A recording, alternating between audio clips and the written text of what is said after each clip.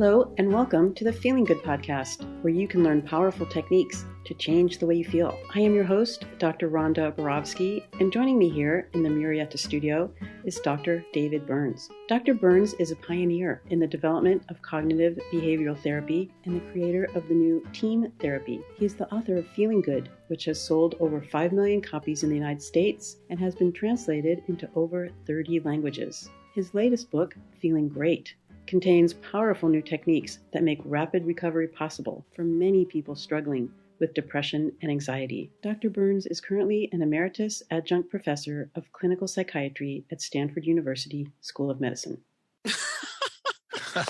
Hello, Rhonda. Hello, Zaina. Hi, David, and welcome to episode 278 to our listeners around the country and across the world.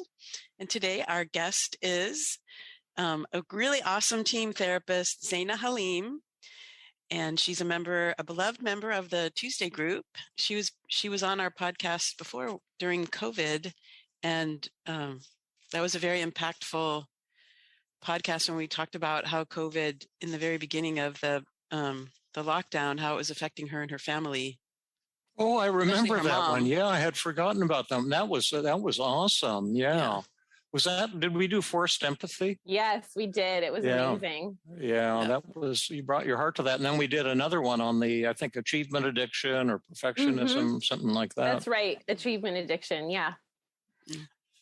Thank you for having me back. I'm thrilled to be here. Yeah, we're thrilled to have you. We've been looking forward to it. And the topic is so intriguing to me, Buddhist marketing. There's a good concept for you. Plus groups, doing therapy in groups, my favorite thing. And I almost never get to talk about it because no one's interested in it. But I think it's a mind-bogglingly important concept.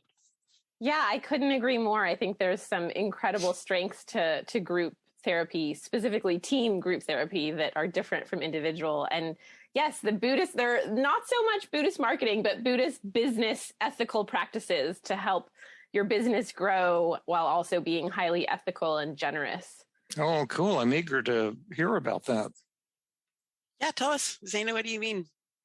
Sure. So this, I want to just kind of cite my sources. So the places that I've learned about Buddhist business ethical practices are, there's an author named Geshe Michael Roach. Geshe is kind of a Buddhist title for having, studied as a monk for 25 years or so.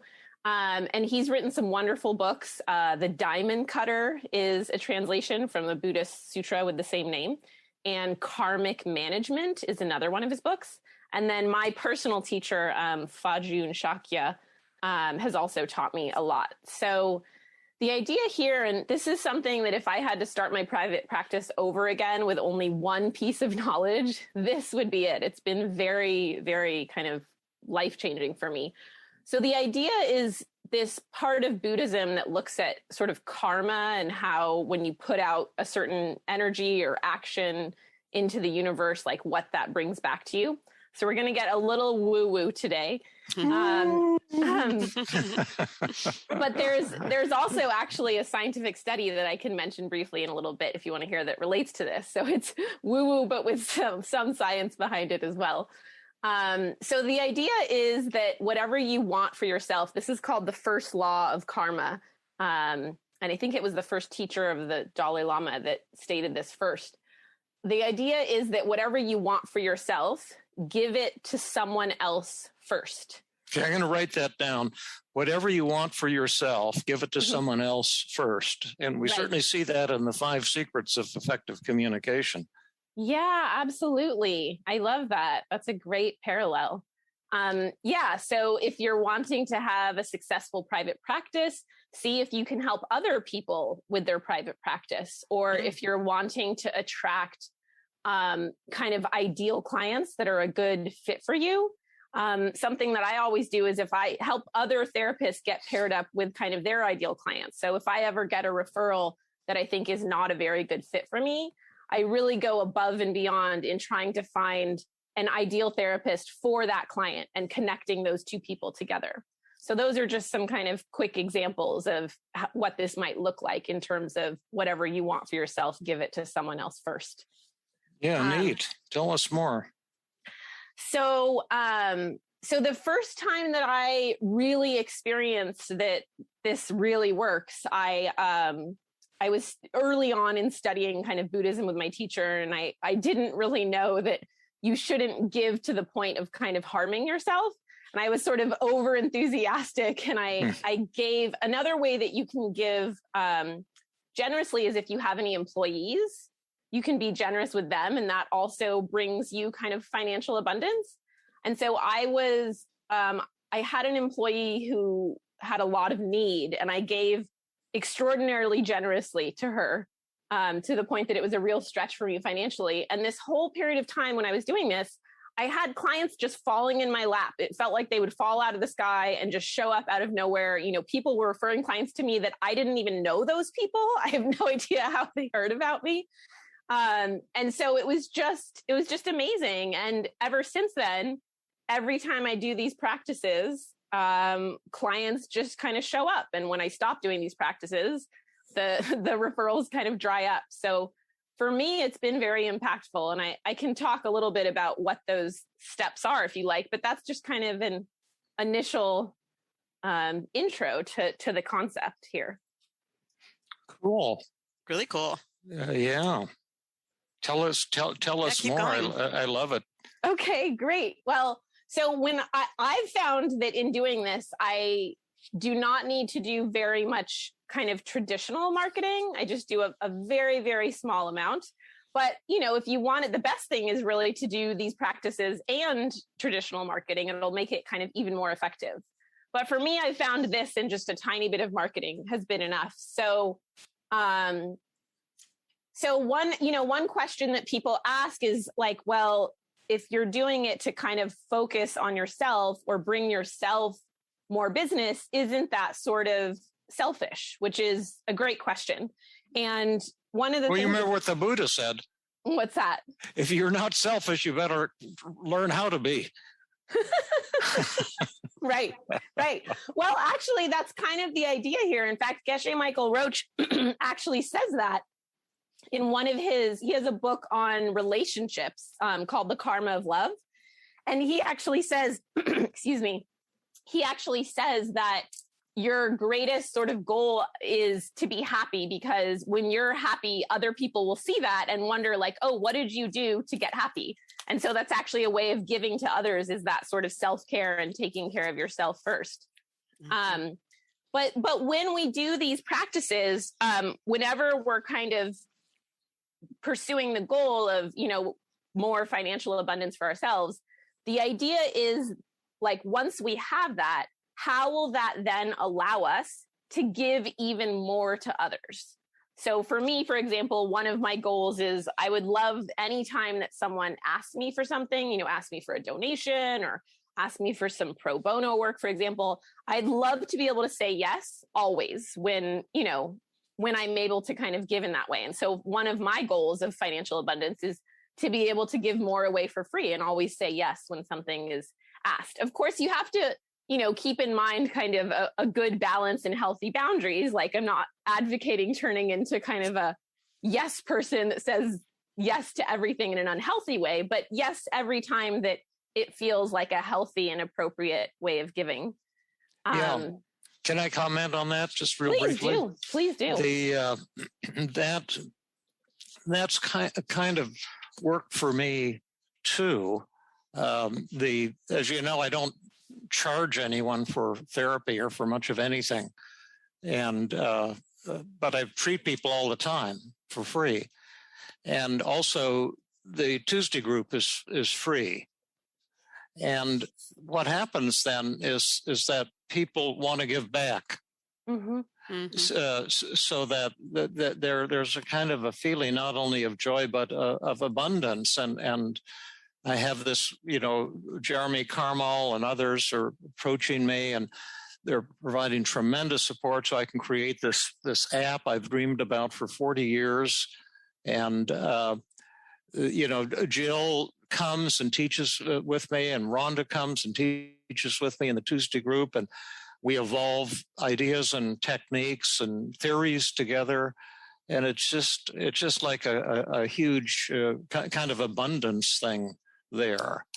And the idea for me, we all have to have some way to survive. But if I had to be charging people again, like when I was in private practice, I kind of hated that aspect. And now I just don't think I could have the heart to charge people for therapy. But it's just kind of like what you're saying, that if you feel free to give, and if you have something to give, and if you give it to people, most people will really appreciate it and want to reciprocate. But as you've said, you have to be shrewd. One of the problems I think with mental health professionals is they're not very shrewd or smart. Mm-hmm. And are naive and easily fooled and taken advantage of, and fooled sometimes by patients who have a dark, sleazy side to their nature. And by seeing people in an overly idealistic way, you can make mistakes too that are not helpful for the person or for yourself. So I think you have to have a balance of this mystical thing that you're talking about, which is incredibly exciting, and just good old hard-headed, seeing through people sometimes too. Mm-hmm. Just my take on it. Yeah. But Zaina, what you're reminding me of is, when you're talking about, financial abundance, my husband, Michael, is a lawyer, and he has a lot of friends who are financially successful in whatever their careers are and professions. And he started an organization called Friends Foundation International, so that all of his friends that he remained close with, who he met in college, can pool their money and raise money and make grants to international organizations that are supporting environmental justice. And wonderful. So it's called Friends Foundation International, and it's really a huge focus of his life and his friends' lives, because they're still working and they're making an income so that they can provide for themselves and their families. And mm-hmm. yet, like you're talking about the first rule of karma, about whatever you want for others, for yourself, give it to others. And that's what he's doing. He's giving to others, mm-hmm. Financial support. And it's it's a great feeling to be able to, to give and support, other people as well as yourself and your own family. Yeah, absolutely. Someone else who gave us the similar message. We had a woman, I can't remember her name. She was in the Tuesday group, and I don't think you were in it yet. You might have been, saying it was about more than 5 years ago. I wasn't. But she was from Oakland, and she was working in the school system and, consulting with kids who were having problems. She was some kind of psychologist or counselor, but she decided to go into private practice. And then she gave us a talk on how her husband helped her together figured out, how to build her private practice. And the thing that was the most important thing, she found an area where she'd be most likely to attract clients. She tried several phone numbers in different areas and found that Berkeley was the best. So she opened her office in Berkeley. But then she made contact with a lot of therapists in Berkeley, and she came to them to see how she could be helpful to them. She didn't go to ask them for referrals. Yeah. And she had some kind of skills or things that were often very helpful to other therapists. And she said also to have a very narrow focus in your practice, because then people will know what your niche is, but then they'll send you all kinds of people with all kinds of problems anyway. But if you have get known for some very narrow thing you're really good at, like you're good at treating 17-year-old teenagers with bulimia, if their birthday's in September or something, something very narrow, and then you can get well known for that. And that was another thing. But it was that same idea that people don't like it when you promote to them. But it's in team too. We're trying to get therapists not to promote to people, but really to see why people aren't changing and why they don't want to change and maybe why they shouldn't change. And when you become the patient and really see the world through the patient's eyes, then suddenly the patient will change. The moment you become the patient and see 100% why this patient really should resist change, and you suddenly say, oh, I am the patient now, at that moment, the patient will become like the therapist and want to change. Mm. It's also some more woo-woo-woo stuff, but it really, really works. Yeah. And actually, David, what you're talking about kind of reminds me, it's we kind of have to sometimes overcome our initial instincts to sort of try and help or try to, push the client in the direction of change. Yeah. And actually, one of the kind of strongest and most challenging practices in the Buddhist business practices is when you actually kind of mentally sort of wish all of the business to go to like a competitor of yours. Let's say you have a competitor that is a great therapist, but you're sort of maybe a little envious or jealous or something like that. Yeah, join a club. Yeah. And so when you actually, it's called overcoming a mental affliction. And so when you can get yourself mentally to kind of wish that your competitor gets all of the clients, it's one of the most challenging and most effective practices. And when you do that, you'll actually find that you get lots and lots of clients. Because the idea here is there's enough clients for everyone. And so when you wish that kind of abundance on someone that even is a competitor, there's still going to overflow and be plenty of clients for all of you. So it's kind of that similar, like going against your initial instincts. Well, what should you do if you still have the overwhelming urge that your competitor be dead? Well, you start out by kind of wishing them well in kind of a disingenuous and mechanical way. And then over time, you just kind of say the words to yourself. And then over time, that starts to transform and become easier. But you start out by doing it, gritting your teeth and saying like, oh, I don't want to wish them well. This is terrible. But you kind of force yourself to do it anyway. And yeah. Cool. Tell us some more cool stuff and tell us your awesome thinking about groups too. Yes. So I'm starting a new anxiety group with team in the new year. And one of the things that kind of connects Buddhist business practices with group therapy is, you have the idea that if you want something in particular, you help someone else get that same thing. And so when you're in a therapy group, you are already automatically helping all of the other people in the group get more mental health or heal from anxiety.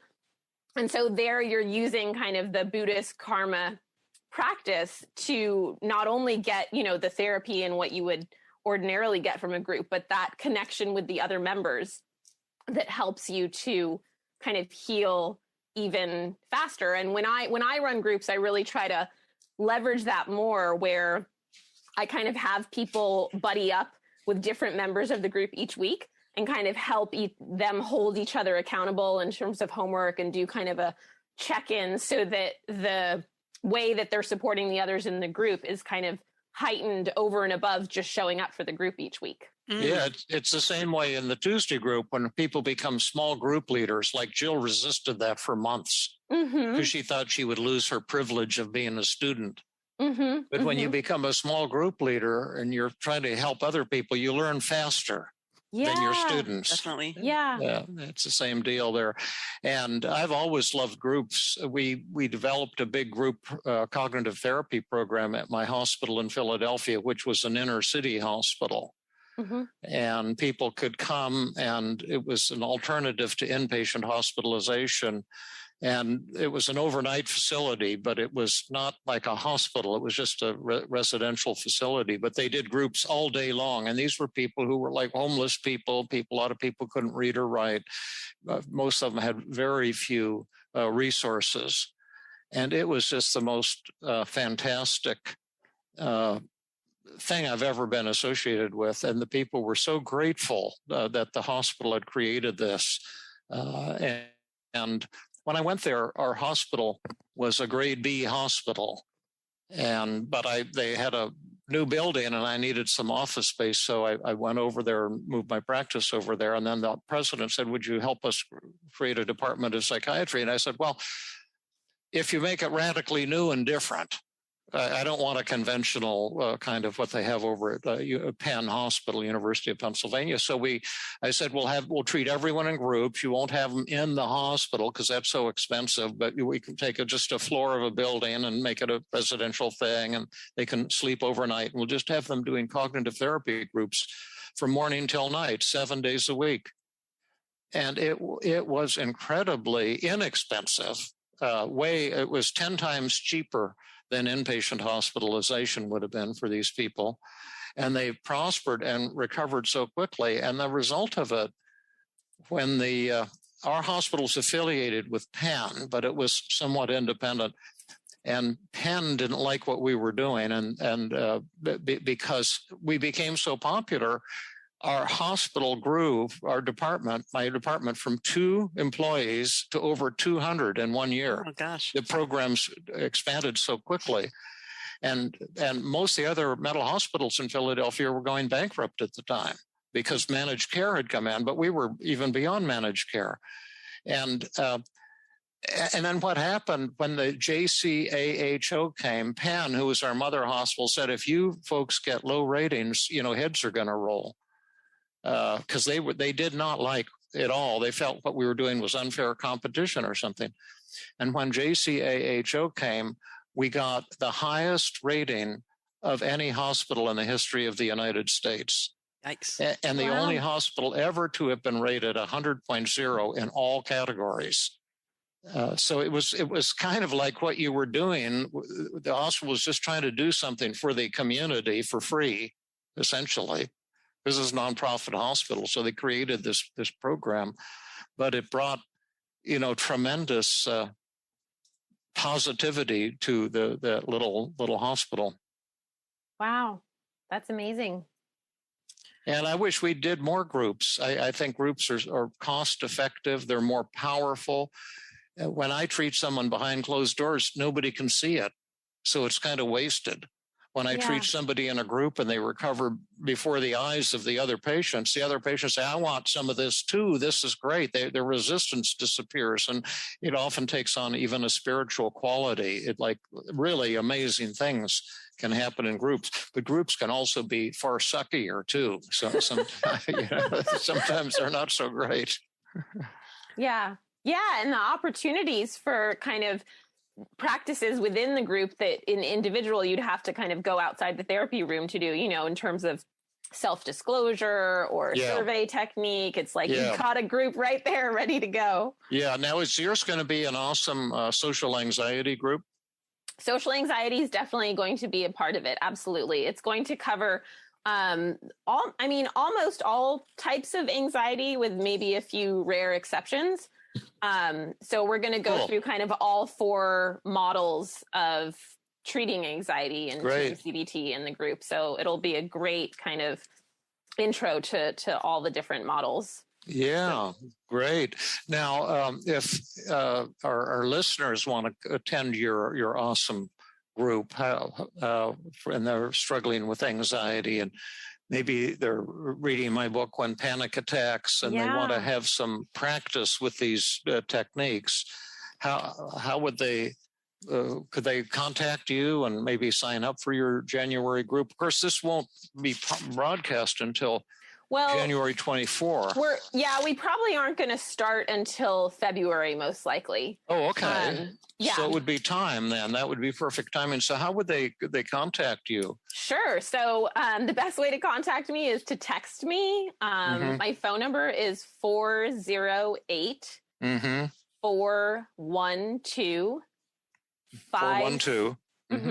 5678. 5678, 408 412 5678.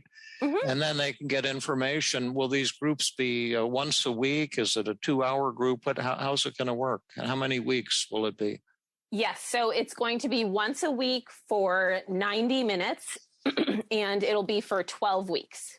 Okay, great. And we'll have one group for adults, kind of 25 or 24 and up, and then we'll have another group for young adults, 18 to about 23 or so.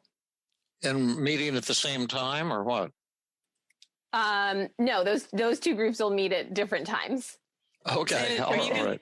Are you going to have a co-therapist, or are you doing it by yourself? I'm doing it by myself.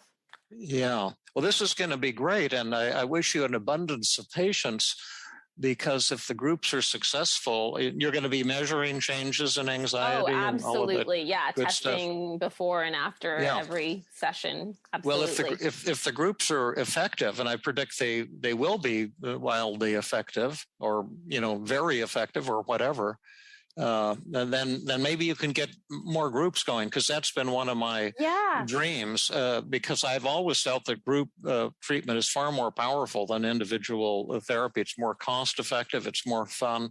You see more magic. I could never do a group, though, Zaina, in 90 minutes. You're a lot faster than I am. Yeah. I had to do that at the Stanford inpatient unit. I created the group program for the Stanford inpatient unit. They only gave us an hour and a half a day for that, so I could kind of race through it. Right. But if I have like 2 hours or so, like the Tuesday group, I couldn't do the Tuesday group in an hour and a half. And but then you can see a lot of miracle happens. You might be getting a lot of miracles in a 90-minute session, but you'll check it out. But I like to see many people actually changing, so you see dramatic changes actually from the start to the end of the group. In the evening. And I need I need a little bit more than 90 minutes to have a high likelihood of that happening. Yeah, that's a great point. And, you're kind of, I think the 90 minutes is somewhat influenced by kind of the practical side of, people finding 90 minutes or 2 hours in their schedule, but you're inspiring me. I may consider doing a 2-hour group, because it allows you to do some different things that aren't possible in 90 minutes. So you'll figure out what works for you. But I when I'm doing groups, I've tried to see real miracles happening right within the group. And when I was leading the groups at Stanford, that happened a third of the time. Mm-hmm. Like a third of the time. Like Helga Medeiros was this nurse that always attended when I was there. And then when we had a great blew away group, she'd say, we walked on holy ground today. Mm-hmm. And it was such a beautiful thing to say. And it was so true. And then sometimes the groups were decent, but not mind blowing, not jaw dropping. Mm-hmm. And then a third of the time, they sucked to high heaven, like almost no patients, because we're just dependent on, people sending the patients to the group. I can remember one day only 3 people showed up, and one was a poor woman with Alzheimer's disease, and she didn't believe she was in a hospital. She thought it was her high school reunion. Mm-hmm. And she thought that she and I had dated a lot during high school. Mm-hmm. And then we had one poor man with catatonic schizophrenia who couldn't speak, and he was just posturing the whole time. And I think the third person just didn't want to be there. So it wasn't our most dynamic group. But most of the time, the groups were decent, and often they were just so amazing. I'm just so glad that you're doing these things. Now I'm going to shut up. Thank you. No, I love your enthusiasm. I'm thrilled. Yeah, I'd love to do more and more groups. So, even if people are listening to this podcast later, there'll probably still be a new group starting soon. So, Zaina, I imagine the group is going to be a place where people are going to learn and practice team therapy, team methods. How are you going to incorporate team in your group therapy, and how is that different from when you work with an individual? Yeah, that's a great question. So it's pretty much going to be all team in terms of the group. And so, each week we'll have one method or maybe a couple different methods that we're focused on. And so I'll kind of teach that to the group, and then we'll have time to practice a little bit with that in the group, and then each client will have that for homework. And I'm doing, in order to kind of customize the group a little bit more for each person, I'm doing an initial intake session with each client so that when I assign kind of exercises in class or when I assign homework to them, those assignments will be kind of customized to each client. So that'll allow them to have the group experience, but also get a bit more kind of customized experience that relates to whatever specific challenge they're having. Does that make sense? Yes, absolutely. I think I'm getting your overall message a little bit, and let me see if I've got it, because sometimes you can get into an interpersonal systems that are very unpleasant, like a lot of the academics. One of the reasons I left a lot of the academics is, although the people I would be collaborating with were really fun and friendly, and we had a great feeling in our little research team, the general climate was competitive and hostile in the academic medical centers. And, you know, I've heard most are like that. That's why I got out of academics. But then you can get into systems where you're feeling so happy and joyous when you're around other people, and you want to give to them and they want to give back to you. And there's this positive flow going on all the time. Mm-hmm. Although we all get grumpy at times, so you're not enlightened 100% of the time. But is that what you're talking about? That kind of flow starts happening. Yeah, absolutely. Yeah, I think you're right on track with that. That kind of flow can just be amazing, where everyone benefits from it. Yeah. And I think in terms of the techniques, I'm really the goal is really to have people learn how to kind of be their own therapist and treat their own anxiety. So I'm going, in terms of the difference between individual and group, I'll be focusing on techniques or ways of using the techniques where each client can do that kind of on their own for homework, where they don't need another therapist in the room to do the technique. Right. And you're going to do all four models: the motivational model, the cognitive, the hidden emotion model, and the exposure model. Yes, exactly. This is going to be dynamite. Listen, listeners, Zaina is dynamite, a lovely young woman, but a tremendous intellect and hard worker and smart and shrewd. And this group sounds to me like it's going to be a jaw dropper. So if you've been struggling with OCD or social anxiety or panic attacks or PTSD or whatever, this is something to definitely consider, because it could be not only a good experience, but a great experience or a life-changing experience. I know, because as most of you know, I've had 17 anxiety disorders myself.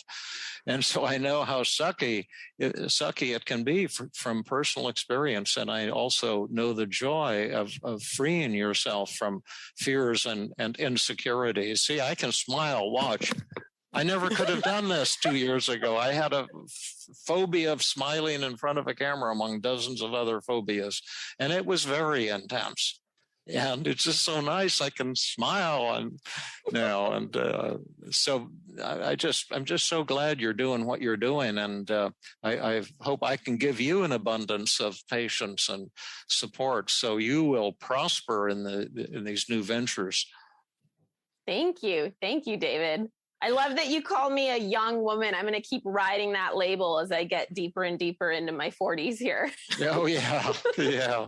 Well, I'm about to turn 80. So I feel young. I feel like I'm 15. This has been the most productive phase of my life the last few months, really. I've never been as creative and never as productive. Mm. Well, it's really clear from this podcast, Zaina, that anyone who's going to be your client in one of your groups is going to be working with someone who has a great deal of knowledge and skill about the team model, but also you're approaching this with a lot of heart and compassion and ethics. Thank you, Rhonda. Yeah.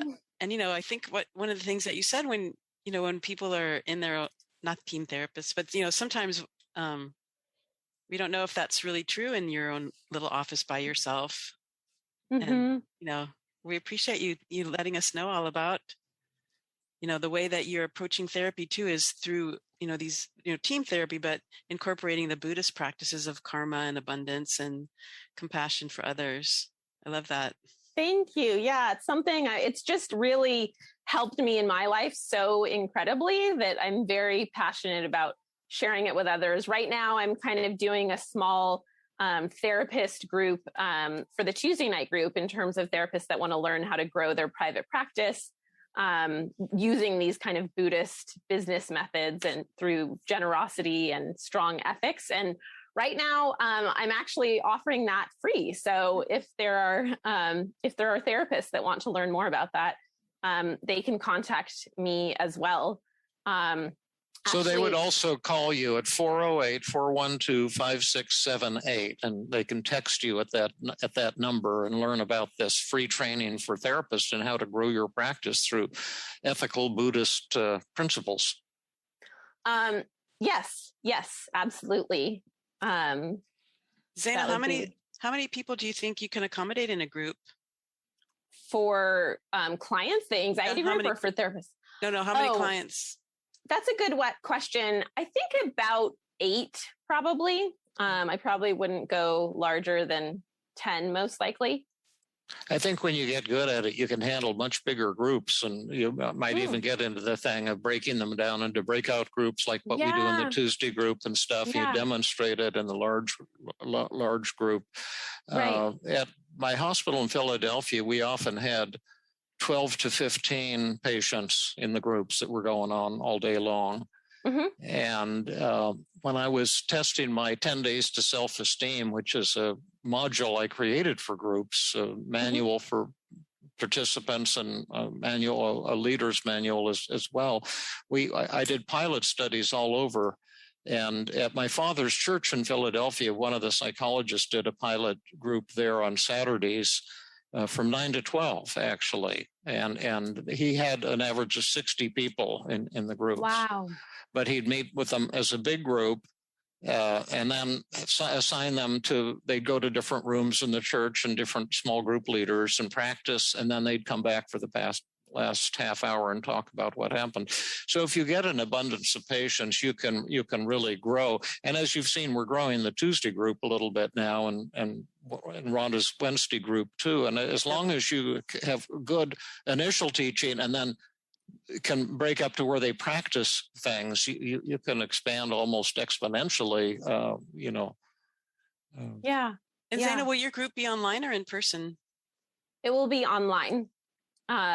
We may in the future, the first one will probably be online. We may in the future start to have an in-person version, and my office is in Menlo Park. But for the first one, it'll be online. Okay. Yeah. Are you in the same building as Matt? I am. Yeah. Oh, I know where you are then. Same office. Yeah. Yeah. That's nice there in Menlo Park. One of the things we forgot to mention is that, Zaina, you work with Matt May. Yes. The wonderful Matt May. Yeah. And our podcast listeners know him because he's often on our podcast, helping me and Rhonda with our Ask David podcasts. Mm-hmm. And we always got lots of great feedback about Matt also. Yeah. Can I mention one other thing about the Buddhist approach that kind of connects to relationships and teams' approach to relationships? No, please. You're out of time now. Tell us.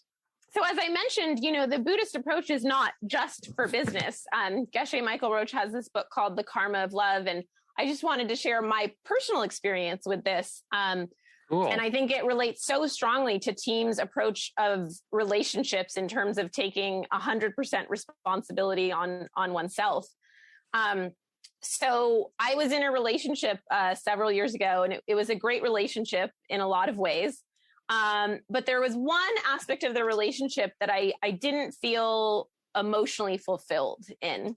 And I was talking to my Buddhist teacher at the time, and he said, and before he gave me this advice, and it's, one of the things he says is that Buddhism is not a religion of truths, it's a religion of methods, which means there's techniques. And the idea is go out and try this technique and see what happens and see if it works for you. They're not telling you, you need to believe this thing or that.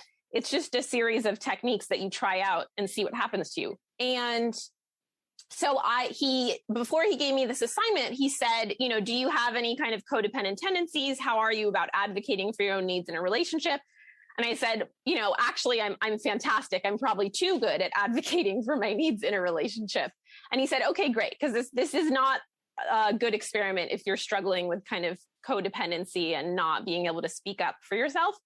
So he said, I want you to do an experiment where you kind of really focus on the other person's needs and try to meet those needs without even them asking you to, just try to intuit what their needs are and try to meet those needs and then see what happens and come back and tell me.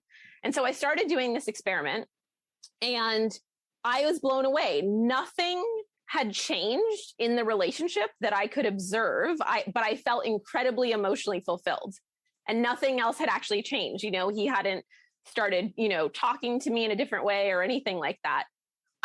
But the idea, in kind of the karmic approach to Buddhism is that we think that our needs are met, for example, romantically and emotionally. We think that the other person is the one meeting our needs, but really when it's actually us kind of giving something that then that emotional need gets met.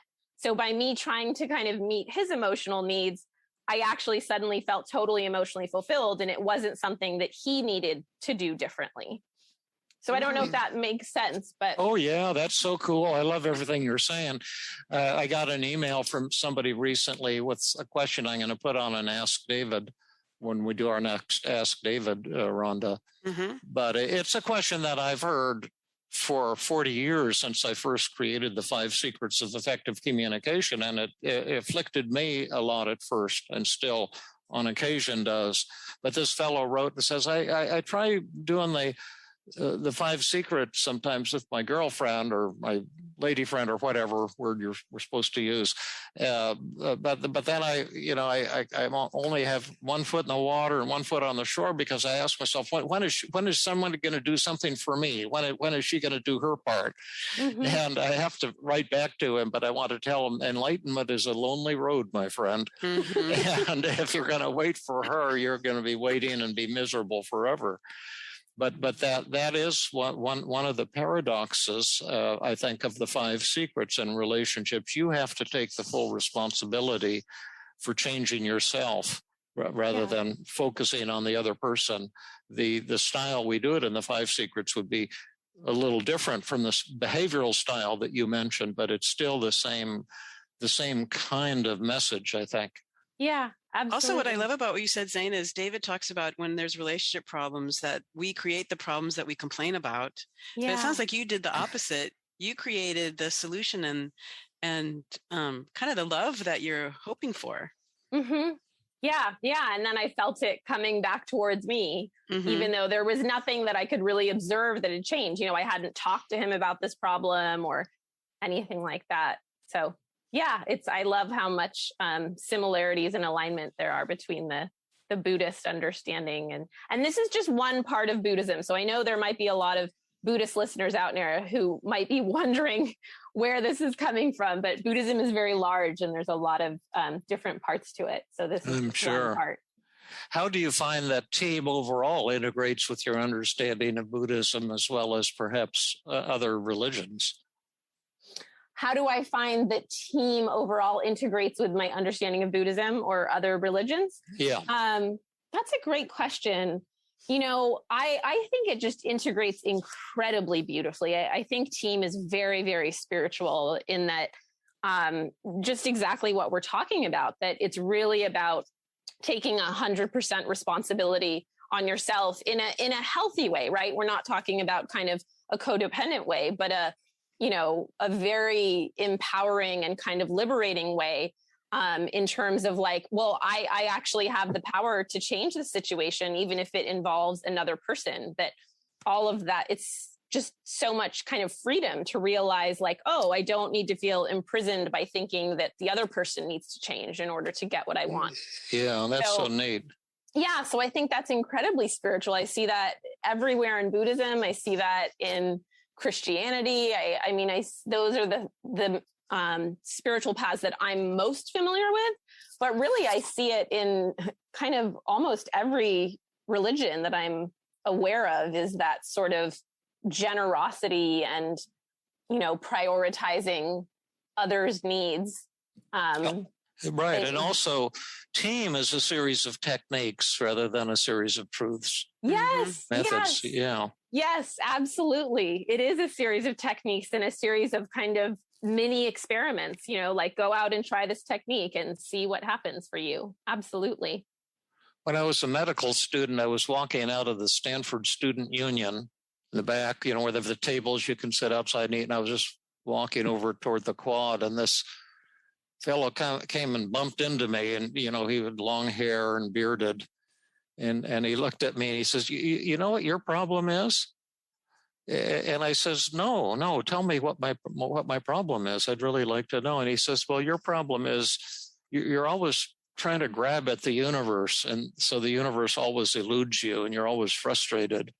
And he says, what you need to do is just open your hands, and then the universe will come to you. And then he walked off. I'd never seen the guy before. Wow. But it was so true. That's amazing. Yeah, that is beautiful. Yeah, it's kind of open hands in a different context. Yeah. Mm-hmm. Wow. Yeah, that's amazing. So, I think that team is just really filled with spirituality in a lot of dimensions. I mean, I was doing some shame attacking the other day with Matt May, and we were talking about the difference between, when you walk up to a stranger and kind of say something bizarre, the different kinds of reactions you can get that, some people kind of respond in what we'd call like a nice way, but the difference between kind of nice and like genuine kind of open-heartedness and connection. Oh, yeah, right. Yeah, I think that all of that is just an incredibly deep spiritual experience of learning how to connect with people deeply and authentically. Oh, yeah, and to do it almost instantly. Yeah. Like this incredible connection you had with this stranger that walked up to you. Yeah, I never did figure out what it was all about, or like who he was or why he did it. But yeah. I love your stories, David. You have so many amazing. I want to add my own woo. Well, this has been great. Is there anything else you want to tell us about what you're doing, or Buddhism, or your exciting upcoming groups, or? I think that's most of it. I mean, of course, I also see individuals for therapy, and anxiety is one of my kind of primary specialties. I love working with anxiety. So, I think we've kind of covered all of the things that I wanted to share about. So this has been wonderful. Yeah, it sounds like you're on a really exciting path, both providing service to therapists, helping them build a ethical Buddhist-based business practice, and providing this service to clients in your groups. Yeah. Thank you so much. And the practices, as I mentioned, are kind of just experiments and tools. It kind of reminds me of, David, what you say in terms of tools, not schools. Like you don't actually have to be a Buddhist or necessarily believe in certain things. They're just kind of practices that you can try and see if they work for you, regardless of your exactly. Well, you remember what the Buddha said. What's that? Don't ever become a Buddhist. Yeah. It's been great having you on. And I have one last question for you. Mm-hmm. You seem to be kind of flowering and exploding all of a sudden. I know you've been studying quietly and with tremendous discipline and effort for several years, learning and mastering team. Is this a kind of like a coming out time for you or something like that? Because you seem to be kind of bursting with creative energy and confidence and joy. Oh, thank you. Thank you, David. I really appreciate that. It's so nice to hear that you're noticing that and reflecting it back to me.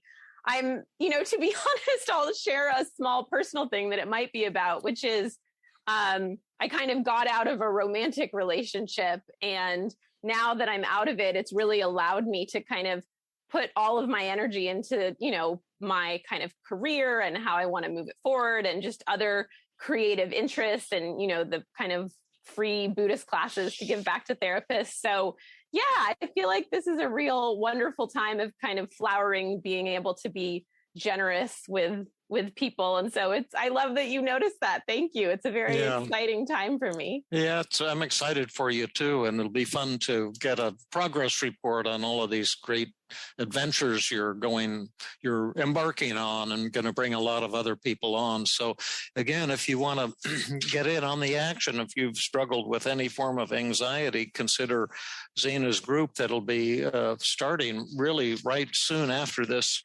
podcast will be broadcast on January 24th. So it'll probably be starting up within about a week. So make sure you text Zaina if you think you might have an interest and participate in what could be a very fun and also powerfully helpful experience, not only in overcoming anxiety, but developing a deeper, more spiritual relationship with yourself and with your life and with your own spiritual background, whatever that might be. I just think cool things are going to happen in these groups. Thank you, David. And I guess actually one last thing I didn't mention is the therapy group will most likely be for California residents, but I may also do a book group for people all around the world for When Panic Attacks, your book. Oh, your cool. Book. Awesome. Great. Yeah. That's a great idea. Will that be in collaboration with Brandon or independent? No, it'll be independent. Yeah. Oh, good. Yeah. Well, let me know when you do it, because then we'll bring you back on the podcast and we'll promote that book group. We'll show the cover of the When Panic Attacks book, and I'll link to it also in this podcast, because we haven't given my other books much promotion since Feeling Great came out. I've been trying to help Pessy promote the new book, but When Panic Attacks and Feeling Good Together and a lot of the others, I think, still have legs and a lot to offer people. Yeah, absolutely. Well, I'd love to come on back. It's always a joy to be with both of you. So thank you for having me. Okay, thanks. Have a good one. Hopefully we'll see you tonight too in Tuesday group. Yes, absolutely. I'll be there. Okay. Bye. Bye. This has been another episode of the Feeling Good podcast. For more information, visit Dr. Burns' website at feelinggood.com, where you will find the show notes under the podcast page. You will also find archives of previous episodes and many resources for therapists and non-therapists. We welcome your comments and questions. If you want to support the show, please share the podcast with people who might benefit from it. You could also go to iTunes and leave a 5-star rating. I am your host, Rhonda Borowski, the director of the Feeling Great Therapy Center. We hope you enjoyed this episode. I invite you to join us next time for another episode of the Feeling Good podcast.